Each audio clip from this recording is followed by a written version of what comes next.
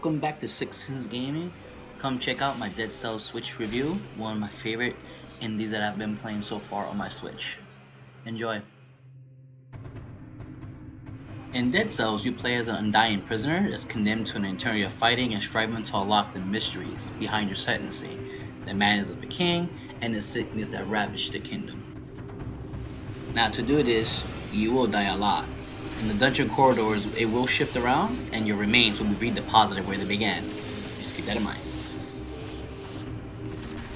Now, along the way, you will meet the Shadowy Collector, who unlocks perks for you, such as healing potions and weapons. Now, how you unlock these potions and weapons, you have to kill like these things called soul cells, where it drops from enemies that you kill.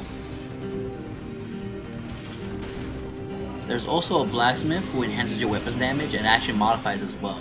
And alchemist with a penchant for mutations. So what the collection seems to be more arcane purposes, the rest are concept of cold hard gold pretty much. Now as you play, getting farther into the game, you will discover scrolls of power to enhance your abilities, the strength of your mutations, and the vigor for the journey ahead. Now each scroll gives you the option of upgrading one of the three categories with an associated color: brutality, which is red, tactics, that's purple, and survival, which is green. Now as you select the upgrade, that will increase the damage of the abilities or weapons which bears that color and provide an increase to your health pool. But be careful how you stack these stats. There is a diminishing return on the amount of health bonus you receive from a given category. Now more damage might be tempting, but it's only good if you can stay alive. Keep that in mind. Also with this game, they encourage you to speedrun. As you can see here, I made it with 33 seconds to spare, but it doesn't go unrewarded. It gives you plenty of gold, soul cell, and as well as an upgrade. Choose whichever you choose. Now regarding of weapons and abilities, there's a vast number of unique weapons, abilities, bombs, traps that you can unlock along the way. While melee weapons vary from sword to spear to whips, there are also shields and rage weapons as well. You can have any combination of the two equipped at a time, all buffed by the stat scrolls you collect. The same is true with secondary items like traps, bombs, and special abilities. You have 2 slots to use as you choose. Now, Dead Cells takes a huge amount of inspirations from one of the most beloved games that I played back in the day, which was Castlevania Symphony of the Night. But it isn't exactly a clone, with the roguelike elements and the randomized map that it gives it a fresh spin for this game. While I'm not a huge fan of roguelike type of games, but it does add a dimension to each run because it's always different, and it forces me to be aware of my surroundings and I get too comfortable too. This has helped me along in no small part of some quality of life updates. Now, one of the downfalls with the classic titles that Cells draws from inspiration has always been the lack of the mobility, where games like Symphony of the Night shows its age in that department. Dead Cells shows off some new tricks with the ability to dodge, roll, and parry incoming attacks. These simple additions turn the pacing of the game up while affording you to the option how you play.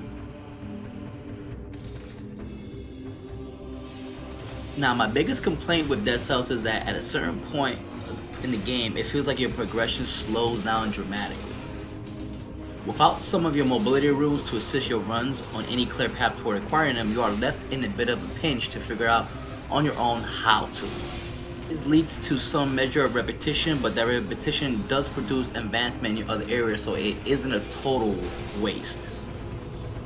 In my opinion, Dead Cells is a perfect marriage of modern indie action and the classics that create the metroidvania genre. This evolution of genre creates a space for neoclassics to find their own home with a similar neighborhood. Now, with Dead Cells, I do own them on 3 different platforms. It's just going to be PC, PS4, and Nintendo Switch. But after playing on all 3 of them, I have to say that the Switch is my preferred platform for it. But of course, it has some drawbacks. Now, while I was playing Dead Cells, at times when the action gets really heated and there's a lot going on the screen itself, it does have a tendency of dropping frame rates even after the updates. It doesn't happen that often, but those times when I really need it not to drop any frames, it will actually either hurt me pretty bad or even get me killed. So hopefully they'll send another update and patch this up, but for the most part I am enjoying this so much on the go, which is my preferred platform, which will be on the Switch. But whatever the case is though, Dead Cells couldn't be more at home on the Switch, whether on the go as a handheld, or in it come from your own living room. Now the verdict for my review, gotta give it 9 out of 10. It's one of the best games I have played in a very long time, and I'm still highly addicted to it even to this day from its release. So, what do you guys think of the game? Have you guys tried it out? What platform are you playing on? Let me know in the comments below. And any suggestions for any upcoming reviews you want me to do, or any games, just hit up the comments below. Once again, this is Sicksinz Gaming on Dead Cells Review, signing out.